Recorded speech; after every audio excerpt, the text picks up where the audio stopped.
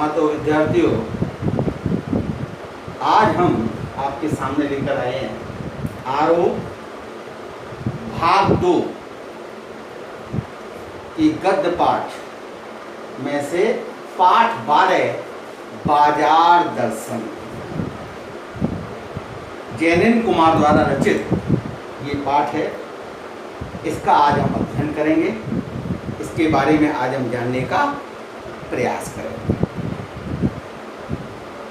बाजार जैसा कि सब जानते हैं, बाजार किसे कहते हैं? बाजार हम जाते हैं, जब हम बाजार जाते हैं तो बाजार हमें अपनी ओर आकर्षित करता है। आइए आइए मुझे लूट लीजिए, ये बाजार। हम भी बाजार को देख करके आकर्षित होते हैं और दुकान में चले जाते हैं। बाजार दर्शन के बारे में तो लेखक क्या कहना चाहता है, ये हम इस पाठ के माध्यम से क्लियर करेंगे। सबसे पहले जैनेन्द्र का परिचय, लेखक का एक परिचय एक दृष्टि में हम डालेंगे। जैनेन्द्र का जन्म सन 1905 ईस्वी में उत्तर प्रदेश के अलीगढ़ नामक स्थान पर हुआ था। इनकी प्रमुख रचनाएं थी परख, अनाम स्वामी, सुनीता, त्यागपत, कल्याणी, जयवर्धन, मुक्तिबोध, ये सारे उपन्यास थे। वातायन, एक रात, दो चिड़िया, फांसी, नीलम देश की राजकन्या, पाजे, ये जैनेन्द्र कुमार के कहानी संग्रह थे। प्रस्तुत प्रश्न, जड़ की बात, पूर्वोदय, साहित्य का श्रेय और प्रेय, साहित्य का श्रेय और प्रेय, सोच विचार, समय और हम, ये सारे विचार प्रधान निबंध संग्रह जैनेन्द्र द्वारा लिखे गए थे। इनको साहित्य अकादमी पुरस्कार, भारत भारती पुरस्कार से इनको सम्मानित किया गया था। भारत सरकार द्वारा इन्हें पद्म भूषण से भी सम्मानित किया गया था। इनका निधन सन 1990 में हुआ था। इनकी मृत्यु जो है वो सन 1990 में हुई थी। 1990 में इनकी। हिंदी में प्रेमचंद के बाद सबसे महत्वपूर्ण कथाकार के रूप में जैनेन्द्र कुमार को ही जाना जाता है। अब उनकी ये जो रचना है बाजार दर्शन, जैनेन्द्र कुमार का एक महत्वपूर्ण निबंध है। पाठ का परिचय के अंतर्गत हम जानेंगे ये क्या है।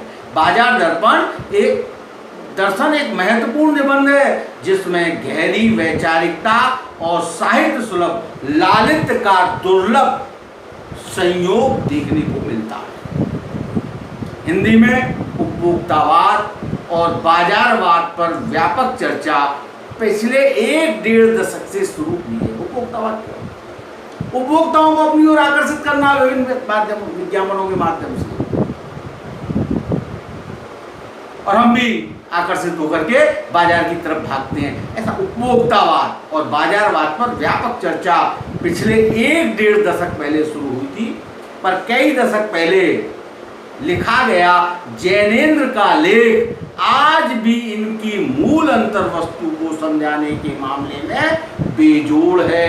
यानी इस बाजार दर्शन निबंध का कोई जवाब नहीं है उपभोक्तावाद तथा बाजारवाद को व्यापक रूप से समझाने के लिए। वे अपने परिचितों, मित्रों से जुड़े अनुभव बताते हुए यह स्पष्ट करते हैं कि बाजार की जादुई ताकत कैसे हमें अपना गुलाम बना लेती है।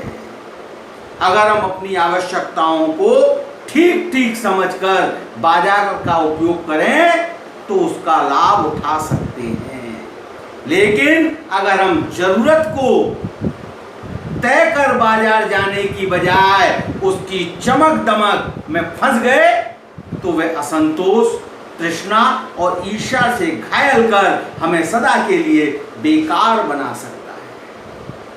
इस मूल भाव को जैनेन्द्र कुमार ने भांति भांति से समझाने की कोशिश की है। यही दार्शनिक अंदाज में तो कहीं किस्सा गो की तरह तो कहीं दार्शनिक अंदाज में इसी क्रम में केवल बाजार का पोषण करने वाले अर्थशास्त्र को उन्होंने अनीति शास्त्र तक बता दिया है। दो चीज होती है, एक बाजार और एक उपभोक्ता यानी हम लोग। दोनों की मनोवृत्ति क्या होती है? लूटना। बाजार सोचता है ये ग्राहक आ रहा है, इसको लूट लो, जितना अधिक से अधिक इसकी जेब से पैसा निकाला जा सके निकाल लो।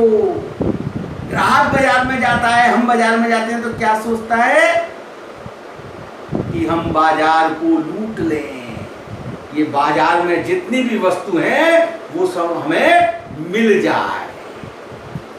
ये बाजारूपन क्या है? बाजार को लूटने की। बाजार अधिक से अधिक कीमत वसूलना चाहता है, उपभोक्ता कम से कम कीमत देना चाहता है। बाजार दर्शन के माध्यम से ये प्रस्तुत किया है। पाठ का एक सारांश उस पाठ के मुख्य बिंदुओं में हमने पाठ को बांटा हुआ है, इसको देखेंगे। प्रस्तुत पाठ जो बाजार दर्शन है, जैनेन्द्र कुमार का एक महत्वपूर्ण निबंध है। इसके माध्यम से उन्होंने उपभोक्तावाद तथा बाजार पर व्यापक चर्चा की है। लेखक के अनुसार आज बाजार की चकाचौंध हमें अपनी ओर आकर्षित करती है, इसलिए लोगों को अपनी आवश्यकता अनुसार ही खरीदारी करनी चाहिए। यदि हम ऐसा नहीं कर पाए तो बाजार की चमक दमक के अंदर फंसकर असंतोष, ईर्ष्या, तृष्णा आदि से घायल वो सदा के लिए अपंग बन जाएंगे। इसलिए सोच समझकर बाजार का उपयोग करना चाहिए। ये बात लेखक ने भगत जी के माध्यम से बताई। भगत जी एक पात्र है, वो अपना लक्ष्य निर्धारित करके बाजार जाते हैं। जीरा खरीदना है तो सीधे जीरे की दुकान पे जाएंगे, जीरा खरीद करके ले आएंगे। बाजार की चकाचौंध को देखेंगे ही नहीं, क्यों? मन भ्रष्ट। हम बाजार जाते हैं तो प्यासे मन से जाते हैं। बाजार में प्रवेश करते ही भल्ला वाला दिखता है तो भल्ला खाने का मन करता है, टिकिया वाला दिखता है तो टिकिया खाने का मन कर जाता है, चाउमीन वाला दिख गया तो चाउमीन, कहीं कोई टीवी दिख गया तो टीवी खरीदने को आकर्षित हो जाते हैं, कहीं ड्रेस दिख गई कहीं अच्छी तो हम अपनी आवश्यकताओं को हम ताक पर रख देते हैं। हम उसकी चमक दमक के अंदर फंस करके और उस वस्तु को खरीद करके घर ले आते हैं। आदमी असंतोष की आवश्यकता नहीं होती। ऐसा कब होता है? जब पैसे में ना, पैसा जेब में पैसा होता है। हमारी जेब में पैसा है हमेशा। देखिए बिंदु वाइज देखिए, सबसे पहले उपभोक्तावाद का प्रभाव। उपभोक्तावाद का प्रभाव, लेखक ने बाजारवाद और उपभोक्तावाद को कई उदाहरणों द्वारा परिभाषित किया है। इस पाठ में लेखक ने बाजारवाद और उपभोक्तावाद को कई उदाहरणों के माध्यम से परिभाषित करने का प्रयास किया है। उनके एक मित्र हैं, बाजार से मामूली चीज लेने गए किंतु वहां से अनेक वस्तुएं खरीद लाए। गए थे मामूली चीज। लेखक के पूछने पर उन्होंने सारा दोष अपनी पत्नी पर मर दिया। ये पत्नी ने कहा था, लेकिन वह अकेली दोषी नहीं थी। इसका सारा दोष पैसे की गर्मी को जाता है। पैसा पैसा पैसा पैसा करता है तो पैसे पे क्यों बढ़ता है? पैसा पैसे की गर्मी पर जाता है। कुछ लोग बुद्धि और संयम से काम लेते हैं, वे पैसा जोड़कर गर्व अनुभव करते हैं। लेखक ने अपने मित्र के बारे में यही अनुमान लगाया कि उसने अपनी आवश्यकता अनुसार वस्तुएं खरीदने की अपेक्षा परचेजिंग पावर के हिसाब से खरीदारी की। परचेजिंग पावर यानी खरीदने की, क्रय करने की शक्ति इस प्रकार वे उपभोक्तावाद के शिकार हो गए। परचेजिंग पावर यानी पैसे की शक्ति, पैसा है व्यक्ति का, वो उपभोक्तावाद की चमक दमक में फंस गए। दूसरा बिंदु आता है बाजारवाद का प्रभाव। बाजारवाद का प्रभाव, उपभोक्तावाद के साथ साथ बाजारवाद भी महत्वपूर्ण है। उनके मित्र ने भी इसका समर्थन करते हुए बाजार की चकाचौंध को इसका दोषी माना। बड़े बड़े शोरूमों में बड़े बड़े आकर्षक ढंग से अपने उत्पाद को, अपने प्रोडक्ट को चमका करके रखते हैं। लेखक ने अनुभव किया कि बाजार की चकाचौंध लोगों को अपनी ओर मूक भाषा में आकर्षित करती है। बिना बोले आओ आओ मुझे लूट ले जाओ, ये बाजार। शोरूम में साड़ी पहने हुए सजा हुआ स्टैचू आपको आमंत्रित करता है, बुलाता है, आइए आइए आइए, ले जाइए ले जाइए ले जाइए। उस आकर्षण में फंसकर मनुष्य अपने पास मौजूद वस्तुओं को बहुत कम मानता है। साड़ी का अभाव दिखाई देने लगता है उसके मन में वस्तुएं खरीदने की इच्छा जागृत होती है। लेखक ने इस प्रभाव को दूसरे उदाहरण से भी स्पष्ट करने का प्रयास किया है। उनका एक मित्र बाजार की चकाचौंध में इस प्रकार फंस गया कि दिन भर घूमने के बाद भी बाजार से कोई वस्तु नहीं खरीद सका। कहीं साड़ी थी तो कहीं लहंगा था, कहीं टॉप जींस थी, क्या खरीदे क्या ना खरीदे, कंफ्यूज हो गया। बाजार की चकाचौंध में कुछ नहीं खरीद पाया। पूछने पर उसने कहा कि बाजार में जो कुछ भी था उस सब को लेने की मन में चाह थी। वो सब खरीदना चाहता था, साड़ी भी खरीदना चाहता था, सूट भी खरीदना चाहता था, जींस टॉप भी खरीदना चाहता था, एलईडी टीवी भी खरीदना चाहता था, क्योंकि सभी चीज उसको अपनी ओर आकर्षित कर रही थी। सोचने की बात है, क्यों नहीं खरीद सकता? सभी को खरीदने की मन में चाहती। यदि किसी वस्तु को लिया था तो इसका अर्थ था से इसको छोड़ देना। किसी को ले आना यानी दूसरी वस्तुओं की उपेक्षा करना, ऐसा उसका मानना था। परंतु वो कुछ भी छोड़ना नहीं चाहता था, परंतु पैसे का दम नहीं था, परचेजिंग पावर नहीं थी। कुछ भी छोड़ना नहीं चाहता था, इस कारण कुछ भी नहीं। यहां परचेजिंग पावर का, पैसे की कमी। मित्र के इस कथन से लेखक ने यह निष्कर्ष निकाला कि यदि आपको अपनी आवश्यकता का ज्ञान नहीं है तो सभी चीजें खरीदने योग्य लगती है। क्या जरूरी है, क्या उपयोगी है, क्या अनुपयोगी है, अगर इस चीज की जानकारी हमको नहीं है तो हमारे लिए बाजार में उपलब्ध हर वस्तु खरीदने योग्य लगती है। ऐसी स्थिति में सबकी चाह उत्पन्न होती है कि सब खरीद लो, जिसका परिणाम अच्छा नहीं होता। अनावश्यक पैसा खर्च होता है, यहां तक कि व्यक्ति कर्जदार बन जाता है। तो क्रेडिट कार्ड चल गए आजकल, उधारी कर लेते हैं, इंस्टॉलमेंट कटती रहती है। ये बाजारवाद का प्रभाव। बाजार का जादू, तीसरा बिंदु है बाजार का जादू। लेखक के अनुसार बाजार में एक आकर्षण शक्ति होती है। बाजार में एक आकर्षण, व्यक्ति को आकर्षण करने की शक्ति, जादू। यह जादू खाली और भरी जेब दोनों पर चलता है।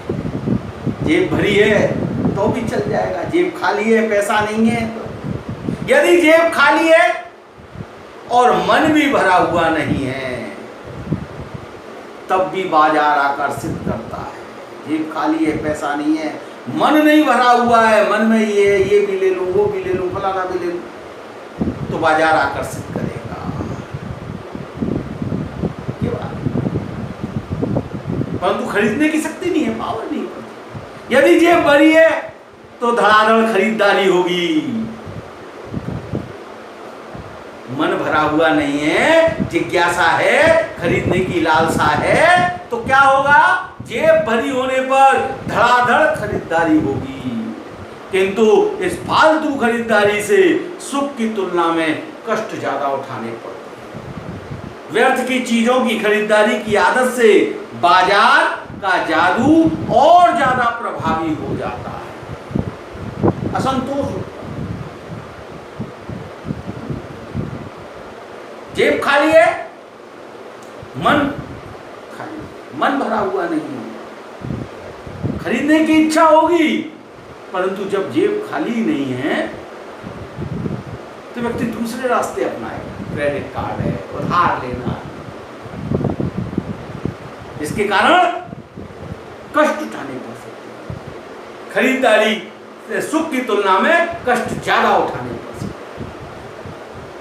और व्यर्थ की चीज खरीदने की जो आदत है, उससे बाजार का जादू और ज्यादा प्रभावी हो जाता है। इसके बाद उपभोक्तावाद का प्रभाव, बाजारवाद का प्रभाव, बाजार का प्रभाव। लेखक का निष्कर्ष, लेखक ने क्या निष्कर्ष निकाला इसके बाद? लेखक का विचार है कि जादू की इस जकड़ से बचने के लिए जब मन खाली हो तो बाजार मत जाओ। एक ही उपाय बताया कि बाजार मत जाओ। अगर मन खाली है, बहुत सारी वस्तुएं खरीदने की लालसा है, लेने की लालसा है, तो बाजार मत जाओ। बाजार तभी जाओ जब आपका मन कुछ खरीदने का पहले ही निर्णय ले चुका हो। खाली मन मत जाओ। मन में किसी जिज्ञासा को बचा करके जाओ कि मुझे टीवी खरीदना है, मुझे साड़ी खरीदनी है। ये मन में कि मन निर्णय ले चुका होगा ये खरीदना है, उस जगह जाइए, वो चीज खरीदिए। मन को बलपूर्वक दबाना भी अच्छा नहीं है। ये मन को क्योंकि मन तो चंचल है, मन तो चलता रहता है, मन तो करता है। बाजार में जाने के बाद भी मन भटकता है। कई बार समोसा खाने का मन करके हम जाते हैं, गरम गरम धुएं उठते हुए भल्ले को देख करके मन वहां परिवर्तित हो जाता है। मन को दबाना अच्छा नहीं है। मनमानेपन की छूट मन को मत, परंतु दबाना अच्छा नहीं है। पर इसका मतलब ये नहीं है कि मनमानेपन को छूट दे दें हम। अपने मन को मनमानापन करने की छूट, किंतु मन की भी सुननी चाहिए, क्योंकि मन का भी एक प्रयोजन होता है, मन का भी एक उद्देश्य होता है, मन का भी एक कारण होता है। किसी कारण से किसी चीज का मन करता है, अन्यथा नहीं करता। मौसम का तकाजा है, भीनी भीनी ठंडी पड़ रही है, समोसा खाने का मन करके गए हैं, भल्ले पे से उठता हुआ धुआं, गरम गरम गुनगुना भल्ला मन को आकर्षित करेगा ही। ऐसे मौसम तो मन का प्रयोजन है सर्दी के समय, तो मन की भी सुननी चाहिए। इसका मतलब ये नहीं है कि मनमानेपन को छूट दे दी जाए। ये लेखक ने निष्कर्ष निकाला। उपभोक्तावाद, बाजारवाद से बचाव के उपाय, निष्कर्ष निकालने के बाद बचाव। लेखक के अनुसार बाजार जाने से पूर्व मन को पूर्ण रूप से भरकर और दृढ़ निश्चयी बना लेना चाहिए। इससे बाजार की चकाचौंध से व्यक्ति बचा रह जाएगा और उसे आवश्यकता अनुसार वस्तुएं खरीदकर आनंद की प्राप्ति होगी।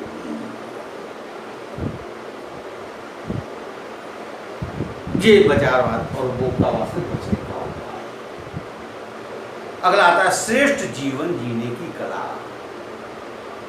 लेखक के अनुसार व्यक्ति को आत्मसंतुष्ट होना चाहिए और मन को नियंत्रण में रखना चाहिए।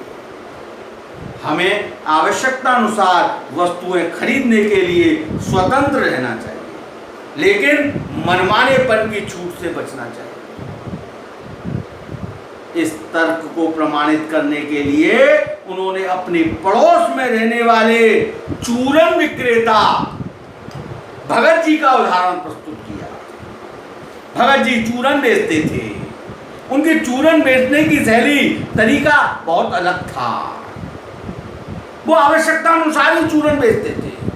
उनका चूरन इतना लोकप्रिय था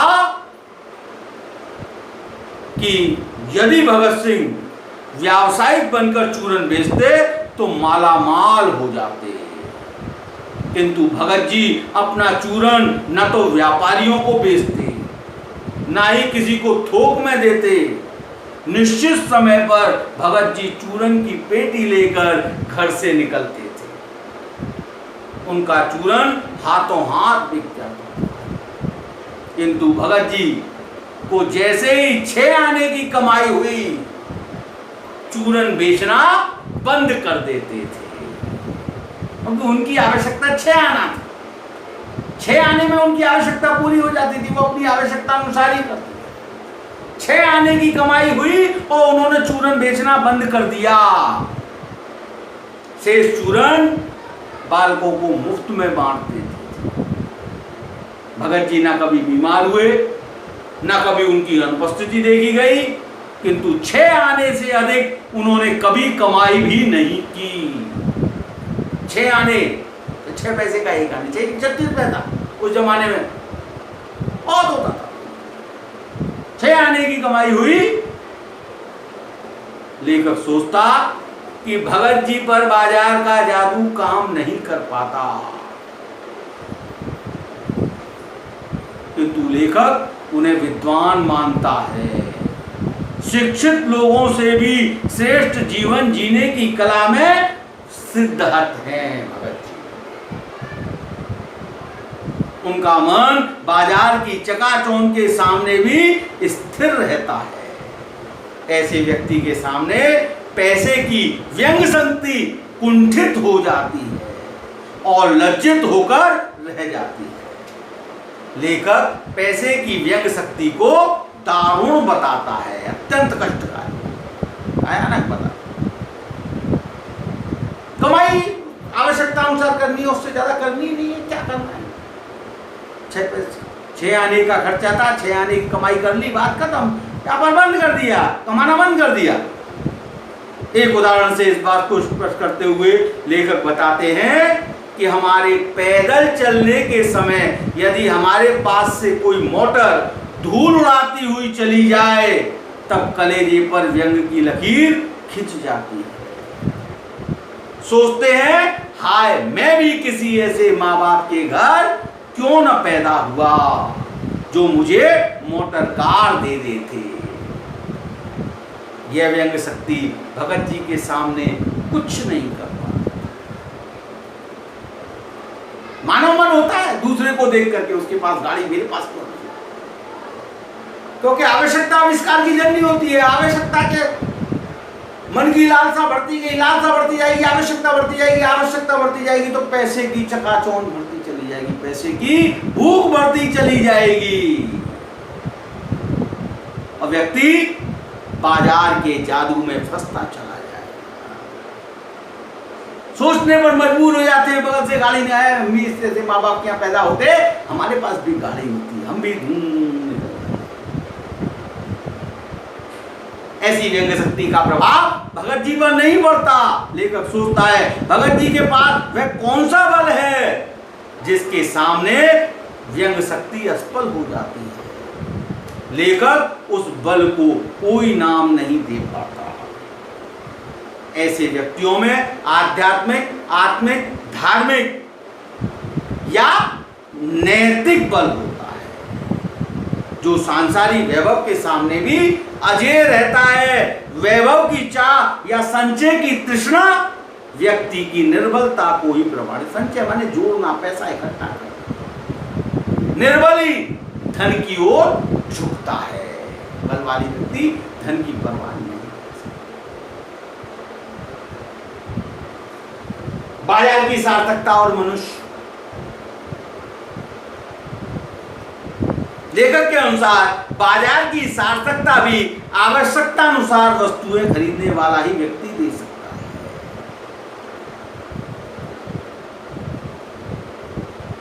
भगत जी जैसे व्यक्ति बाजार की सार्थकता, चूरन के लिए उन्हें निर्धारित सामान चाहिए, वो बाजार में जाएंगे, बाजार की चमक दमक में न फंस करके निर्धारित दुकान पर जा करके अपनी निर्धारित वस्तु खरीद करके, ऐसे व्यक्ति बाजार की सार्थकता उत्पन्न करते हैं। बाजार को सार्थकता ऐसे व्यक्ति प्रदान करते हैं, भगत जी जैसे व्यक्ति, जो अपनी आवश्यकता की वस्तु, अगर उन्हें जीने की आवश्यकता है तो सिर्फ जीरा लेकर ही दुकान से आएंगे और कुछ।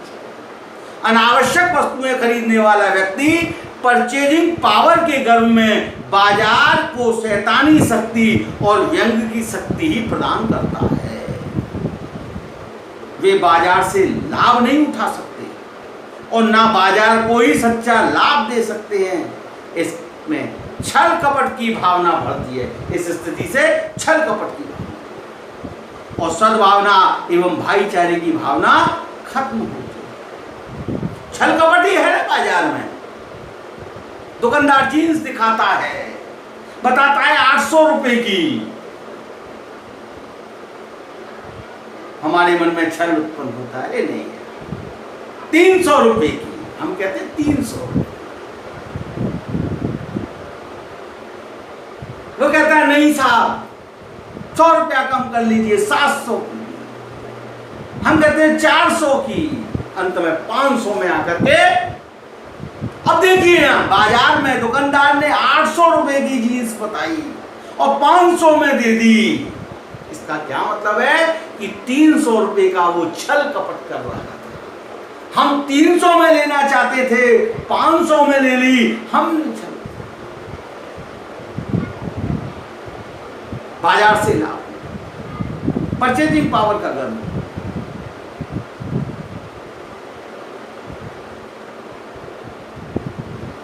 परचेजिंग पावर का जो गर्व है वो शैतानी शक्ति और व्यंग की शक्ति प्रदान करता है, जिसके कारण छल कपट बढ़ता है। बार्गेनिंग, बाजार से लाभ नहीं उठा सकते ऐसे लोग और ना बाजार को सच्चा लाभ दे सकते हैं। इससे छल कपट की भावना बढ़ती है, सद्भावना और भाईचारे की भावना खत्म होती है। दुकानदार सोचता है आओ इसको लूट लो, ग्राहक सोचता है इसको लूट लो, इस दुकानदार को लूट लो। ये भाव मन में उत्पन्न हो जाता है, भाईचारे की भावना खत्म हो जाती है, सद्भावना खत्म हो जाती है। ऐसे में भाई, मित्र तथा पड़ोसी के बीच मधुर संबंध नहीं रह पाते। भाई की दुकान पर भी जब हम खरीदने जाते हैं और कोई वस्तु 100 रुपए की मिल जाते हैं, अरे 100 तो ज्यादा है, 80 विश्वास आ गया भाई के। ये केवल स्वार्थ या लाभ की ओर अक्सर होते हैं। इनमें केवल क्रेता विक्रेता जैसा व्यवहार रह जाता है, संबंध रह जाता है। ऐसे में लोगों की आवश्यकताओं का आदान प्रदान नहीं हो पाता, अपितु शोषण और कपट को बढ़ावा मिलता है। ये सारी बातें आज इस पाठ के माध्यम से हमने आपको समझी। अब आप पाठ का भली भांति अध्ययन करेंगे, रीडिंग करेंगे, उसको समझने का प्रयास करेंगे, उसका अर्थ ग्रहण देने का प्रयास करेंगे। बस आज इतना ही। आपका दिन शुभ और मंगल में हो। धन्यवाद।